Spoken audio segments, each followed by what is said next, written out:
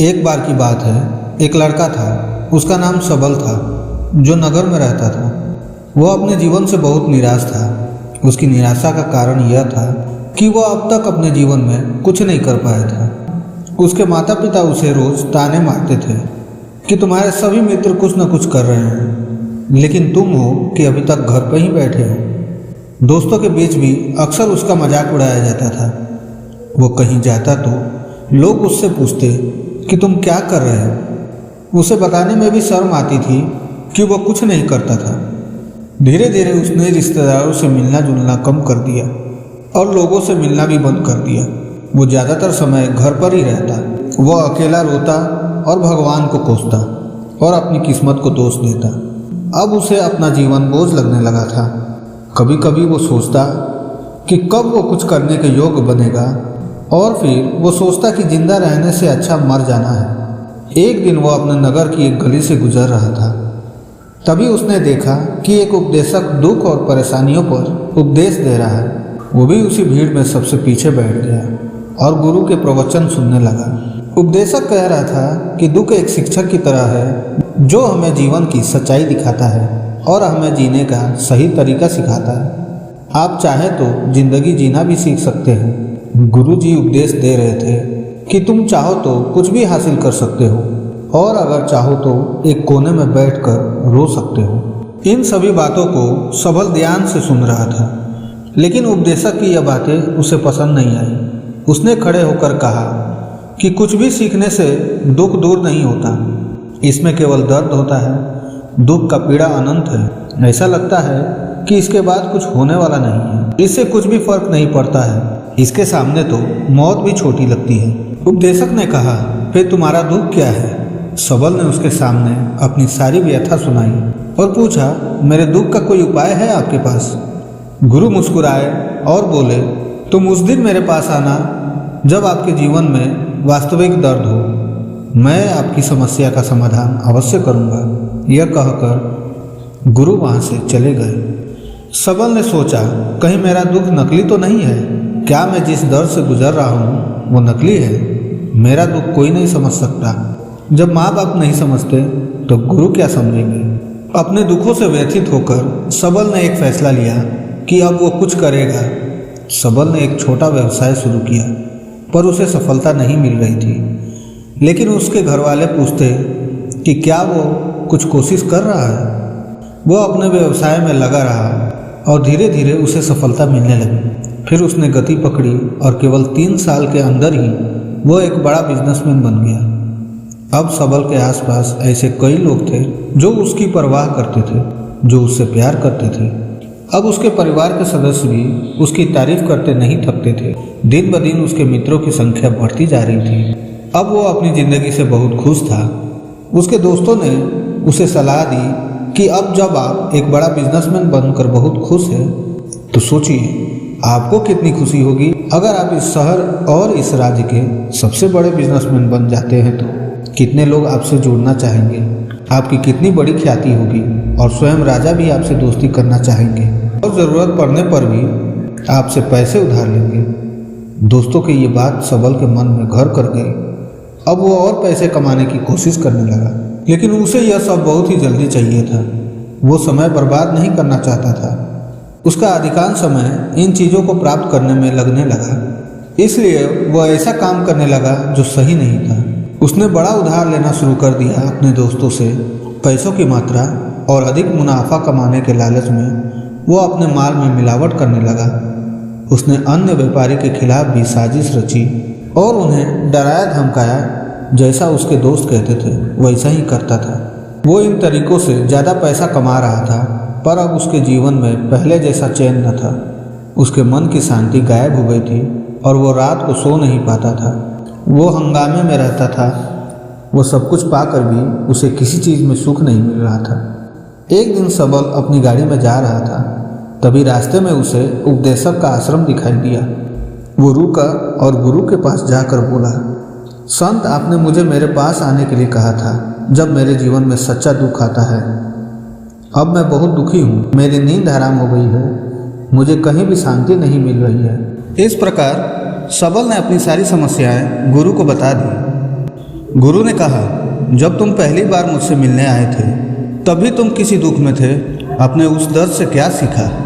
सबल ने कहा कि सिर्फ सोचने और चिंता करने से कुछ नहीं होता। आपकी दृष्टि को सच करने के लिए यह कार्रवाई करता है और सिर्फ काम करने से कुछ नहीं होता, परिणाम भी मिलना चाहिए। जब आपको लगता है कि आपका लक्ष्य हासिल नहीं होने वाला, तब राह में चाहे कितनी भी मुश्किलें आ जाए, मन कितना भी निराश क्यों ना हो, कितना भी लगता हो कि अब कुछ नहीं होने वाला, तभी विश्वास करें कि मैं जो भी कर रहा हूँ उसमें अवश्य सफल होऊंगा। लोग केवल सफल लोगों का सम्मान करते हैं। कोई कितना भी अच्छा क्यों ना हो, वो हमेशा लोगों की नज़रों में बोझ बने रहते हैं। यह सब सुनकर उपदेशक मुस्कुराया और बोला, जब आपके पास है तो यह वास्तविक दुख नहीं है। आपने जीवन में वास्तविक दुख आए तब मेरे पास आओ, मैं उसे ठीक कर लूँगा। सबल ने जाते समय साधु को सोने के सिक्कों से भरा घड़ा भेंट किया। घड़े को देखकर गुरु ने कहा कि यह मेरे किसी काम का नहीं है, उस पेड़ के नीचे गड्ढा खोदकर गाड़ दो। सबल ने घड़े को पेड़ के नीचे दबा दिया, जैसे कि गुरु ने बताया, और वहां से चला गया। कुछ दिनों से कारोबार ठीक चल रहा था, लेकिन व्यापार के गलत तरीके के कारण धीरे धीरे उसे व्यापार में घाटा होने लगा। उसकी सारी दौलत धीरे धीरे खत्म होने लगी और एक दिन ऐसा भी आया जब उसके पास कुछ भी नहीं बचा और उस पर कर्ज का बोझ चढ़ गया था। परंतु वो निश्चिंत था, क्योंकि उसने अपना सारा कर्ज अपने दोस्तों से लिया था। उसने सोचा कि उसके दोस्त बुरे वक्त में उसके साथ खड़े रहेंगे, लेकिन ऐसा कुछ नहीं हुआ। जैसे ही बुरा वक्त आया, दोस्त पहले उससे कर्ज मांगने लगे। अगर उसने कर्ज नहीं लौटाया तो उन्होंने उसे जान से मारने की धमकी भी दी। उसके सभी शुभचिंतक और प्रियजन उससे दूर हो गए। उसके दोस्त जो उसके साथ मस्ती किया करते थे, अब उससे दूर भाग रहे थे। उसका परिवार उसकी गलतियां और कमियां गिनने लगा। उनकी सारी संपत्ति नीलाम कर दी गई और उसके पास कुछ भी ना बचा। जब उसने अपने पिता से मदद मांगी, पिता ने कहा कि मेरे पास थोड़ी सी संपत्ति है, मैं तुम्हारी माँ को क्या कहूँगा अगर मैं तुम्हें दे दूँ? ये संपत्ति हमारा अंतिम उपाय है। सबल के मन में गहरा दुख छा गया। उसके आसपास कोई नहीं था जो उसके दुख को समझ सके, जो उसे संभाल सके। जनता के इस विश्वासघात के कारण वो अंदर से टूट चुका था। वो सोचने लगा कि अब जीने का क्या मतलब है, अब मौत ही मेरा सहारा है। वो आत्महत्या करने के लिए पहाड़ी पे जा रहा था। तब उसे याद आया कि उस गुरु ने उससे क्या कहा था, मेरे पास आओ जब तुम्हारे जीवन में वास्तविक दुख हो। सबल गुरु के पास गया और अपनी सारी व्यथा सुनाई। आंखों में आंसू लिए उसने कहा, हे गुरुजी, मेरे दुख का निवारण कीजिए। गुरु ने कहा, जब जीवन में असली दुख होता है तब मेरे पास आ जाना, मैं इसे जरूर ठीक करूँगा। सबल ने कहा कि यह क्या हो रहा है, मेरी जिंदगी में अभी दुख नहीं है, तो आखिर असली दुख क्या है? गुरुजी ने सबल से कहा कि पहले आप मुझे बताओ, आपने अपने दुख से क्या सीखा? सबल ने कहा कि मैंने वो सीखा जो लोग हमारे जीवन में आते हैं, वो हमारी सफलता और प्रगति के कारण वो हमें धोखा जरूर देंगे, क्योंकि बुरे समय में वो हमारे साथ नहीं खड़े होंगे। वो अच्छे समय में ही हमारा फ़ायदा उठाएंगे और बुरे समय में हमें छोड़ देंगे। उन लोगों पर ही भरोसा करें जो हमारे बुरे समय में हमारे साथ खड़े होते हैं। लेकिन ऐसे लोग बहुत कम होते हैं, लेकिन जिनके पास है उन्हें उनकी सराहना करनी चाहिए, उनका अपमान नहीं करना चाहिए। मन में कभी भी किसी के खिलाफ साजिश नहीं रखना चाहिए। अपना काम ईमानदारी और धैर्य से करें और कभी लालची मत बनो। अपने सारे दुख दर्द और अनुभव बयां करने के बाद सबल गुरुजी के सामने आंखों में आंसू लिए बैठ गया। कुछ देर बाद साधु उठे और पेड़ के नीचे एक गड्ढा खोदा और घड़ा निकाल लिया जो सोने के सिक्कों से भरा हुआ था। उसने सबल को देकर कहा, मेरे पास आओ जब तुम्हारे जीवन में वास्तविक दुख हो। सबल ने गुरु को धन्यवाद दिया और उसे प्रणाम करके चला गया। उस पैसे से उसने एक छोटा सा व्यवसाय शुरू किया। अब वो छोटा व्यापारी बनकर भी खुश है। उसने पूरी लगन और ईमानदारी से कारोबार किया। जल्द ही वो अपने शहर का एक बड़ा व्यापारी बन गया। उसका जीवन सुख सुविधाओं से भरा हुआ था। लेकिन कोई कितना भी अच्छा क्यों ना हो, जीवन में दुख आता है तो सबल के जीवन में भी दुख आते थे। अपने माता पिता की मृत्यु के रूप में वे दोनों एक ही दिन मर गए। सबल अपने माता पिता से बहुत प्यार करता था, इसलिए उनके निधन से उसे गहरा सदमा लगा। वो शवों को शमशान घाट ले गया, जहां अंतिम संस्कार किया।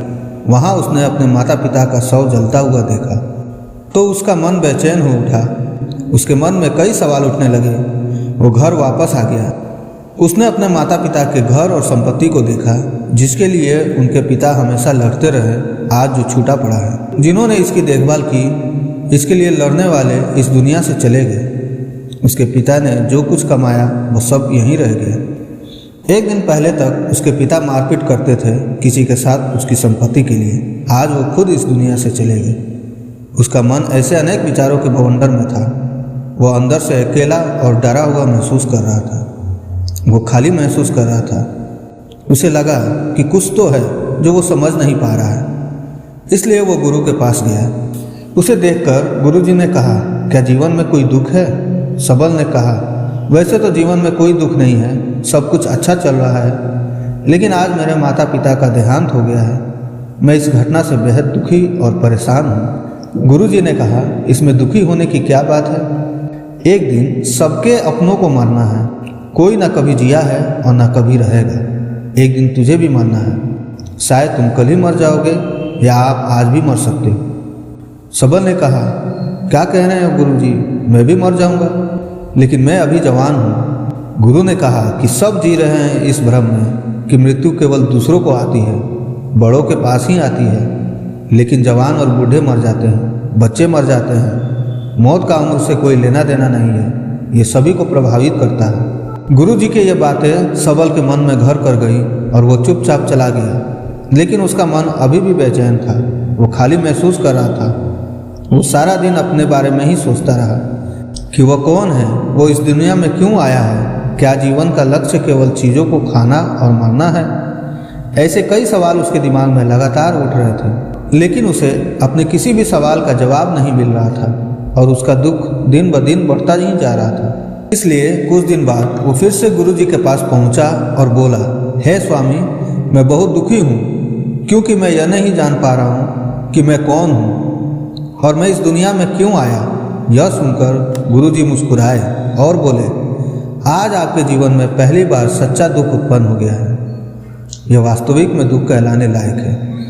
हम नहीं जानते कि हम कौन हैं, हम क्यों आए हैं, क्या करें, कैसे करना है। तो सबल ने अपने गुरु से कहा कि उसकी दुर्दशा दूर करें। गुरु ने कहा कि हम सभी इंसान हैं, जीवन भर संग्रह करते रहते हैं। सबल ने कहा कि सभी इंसान जीवन भर धन, सम्मान, परिवार, प्रतिष्ठा, मित्र, शत्रु आदि जमा करता है। गुरु ने पूछा, क्या हम एकत्रित की गई चीज़ों में से कुछ भी अपने साथ ले जा सकते हैं?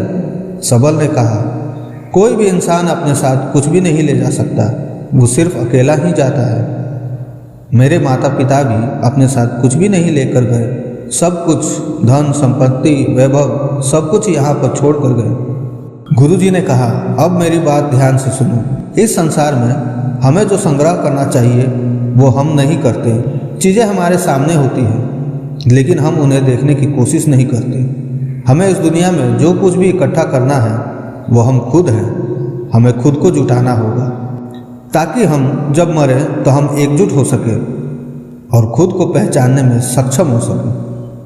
हम अंदर बटे हुए हैं। हम प्यार, नफरत, गुस्सा, ईर्ष्या में बटे हुए हैं। क्रूरता, धन, स्थिति, प्रतिष्ठा, सम्मान, पहचान, धर्म, जाति, सैकड़ों हजारों ऐसी चीज़ों और इच्छाओं में हम विभाजित हैं और टुकड़ों में जीवन जी रहे हैं। इस विभाजन के कारण हमारी चेतना कभी एक नहीं हो सकती। हमारी चेतना शक्ति बिखरी हुई है।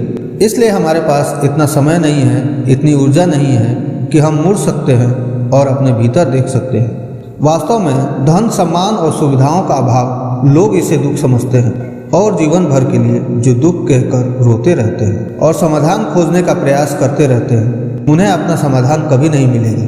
क्योंकि जिसे लोग दुख कहते हैं वो वास्तविक दुख नहीं है, यह सिर्फ एक आदमी की इच्छा है। उसकी इच्छा कभी पूरी नहीं होती, इसलिए व्यक्ति को कभी भी अनेक प्रश्नों का समाधान नहीं मिलता। इसलिए इन सब से परे यदि आप अपने दुखों का अंतिम समाधान चाहते हैं तो सबसे पहले खुद को समेटो। इस दुनिया से अपनी ऊर्जा वापस ले लो और इकट्ठा करो। अपने आप पर ध्यान केंद्रित करो, स्वयं पर ध्यान दो। अपने मृत्यु से पहले अपने आप को जानने की कोशिश करो, बिखरो मत। सबल ने कहा, तो गुरुजी, क्या हम इस संसार को छोड़ दें? हमारी सभी इच्छाओं को मार देना चाहिए? किसी से प्रेम नहीं करना चाहिए? धन संग्रह नहीं करना चाहिए, सम्मान की आशा छोड़ देनी चाहिए। गुरुजी ने कहा कि भावनाओं और इच्छाओं ऐसे बिखरे हुए मनुष्य में से निकल आओ जैसे कोई पत्थर पहाड़ से गिरे जिस पर पर्वत का कोई वश नहीं है सिवाय देखने के। परेशान होना और कुछ खोना, वैसे ही बिखरे हुए मनुष्य की इच्छाएं बेकाबू और दर्दनाक है। उसका अनियंत्रित मन इच्छा करता रहता है और कल्पना करता रहता है और यह दुख देता है। लेकिन जब एक व्यक्ति अपने मन को एकत्र करता है तो वो जो कुछ भी करता है वो उसके नियंत्रण में होता है। फिर उसकी इच्छा से इच्छाएं भी उत्पन्न होती हैं। सबल ने कहा कि आपने मेरे असली दुख का समाधान कर दिया, आपका बहुत बहुत धन्यवाद। अब से मैं खुद को समेटने, खुद को तराशने की कोशिश करूंगा। गुरुजी ने कहा कि मानव शरीर में बहुत ऊर्जा और शक्ति है, लेकिन यह फालतू के कामों में बटा हुआ है, बेकार की बातों में लगा हुआ है। ये एक बहुत ही शक्तिशाली मशीन की तरह है, एक बच्चे के हाथ में रखा जा रहा है और वो बिना सोचे समझे अपनी शक्ति बर्बाद कर रहा है और बिना किसी नियंत्रण के। इसलिए इस शक्ति पर ध्यान दें, अपनी चेतना और इसे इकट्ठा करें। सबल को अपने प्रश्नों का उत्तर मिल गया। उसने अपने गुरु का शुक्रिया अदा किया और चुपचाप चला गया। दोस्तों, उम्मीद है आपको यह कहानी पसंद आई होगी। अगर आपको यह कहानी पसंद आई हो तो अपने दोस्तों और परिवार के साथ शेयर ज़रूर करें और हमारे इस चैनल को लाइक और सब्सक्राइब करना ना भूलें। तो फिर मिलते हैं अगले वीडियो में। आपका कीमती समय देने के लिए धन्यवाद। तो मिलते हैं अगले वीडियो में। जय हिंद, जय भारत।